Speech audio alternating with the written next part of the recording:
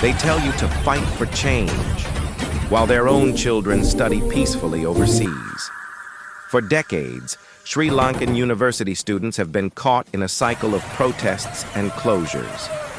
How many years have our students lost?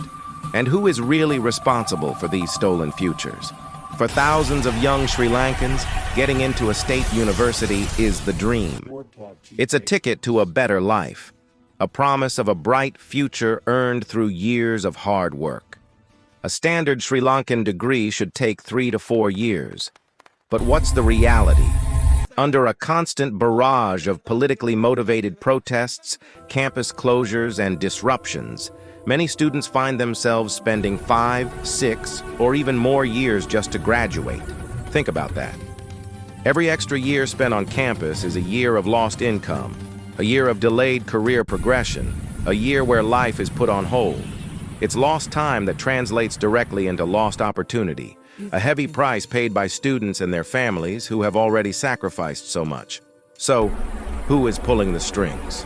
Behind many of these student protests, you'll find a powerful political hand.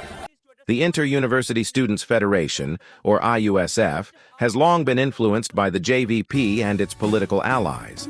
It's often this small, highly organized group that decides when education stops and when protests begin. Not the majority of students who simply want to complete their degrees. They orchestrate the shutdown of entire universities, using students as pawns in a larger political game. News reports and historical records show a clear pattern. When the JVP wants to apply pressure on the government, the universities become the battleground. The students, who are there to learn and build a future, are turned into unwilling soldiers in a war that isn't theirs, fighting for an agenda that rarely serves their best interests. Now, let's talk about the shocking double standard at the heart of this issue. While they tell ordinary students to sacrifice their education for the revolution, where are the children of many of these political leaders? As reported by outlets like EconomyNext and discussed in numerous opinion articles, a significant number of them are not on the protest lines. They are studying in private international schools here in Sri Lanka or attending universities abroad in countries like Australia, the UK, and the United States. They enjoy a peaceful, uninterrupted education, far away from the tear gas and closed university gates that they encourage for others. It's a classic case of ideology for you, but privilege for me. They preach sacrifice and disruption to the masses while ensuring their own families have a secure and prosperous future. This isn't just hypocrisy. It's a calculated betrayal of the very people they claim to represent. Let's break down the real cost of these delays. A 3-year degree in Sri Lanka often stretches to 4.5 years. A 4-year professional degree can easily become a 5 or 6-year marathon. The numbers are staggering. According to national education reports, the University of Peradeniya alone lost over 54 working days in a single period due to protests and closures. When you multiply that across all state universities over several decades, we are talking about hundreds and hundreds of lost academic days. This isn't just a minor inconvenience. For every year a student is delayed, they lose a full year's potential salary. They fall behind their peers who attended private institutions or studied abroad. The timeline of their entire life, getting a job, starting a family, buying a home, gets pushed back. The dream they worked so hard for is slowly eroded, one politically motivated protest at a time. Behind these statistics are real people, real families, and real heartbreaks. We've heard the stories from students who feel trapped and hopeless. They study day and night, only to have their exams postponed indefinitely.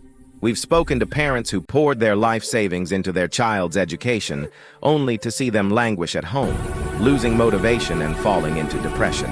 Lecturers, too, are frustrated, unable to complete their syllabuses and watch their students' potential go to waste. For every semester that is delayed, a student loses more than just time. They lose income, they lose opportunities, and most tragically, they lose hope. Some are forced to drop out and take up low-skilled jobs just to support their families. The mental health toll is immense, with anxiety and depression becoming all too common. These are the real victims, the silent majority whose futures are being sacrificed on the altar of political ambition. The time has come to say, enough.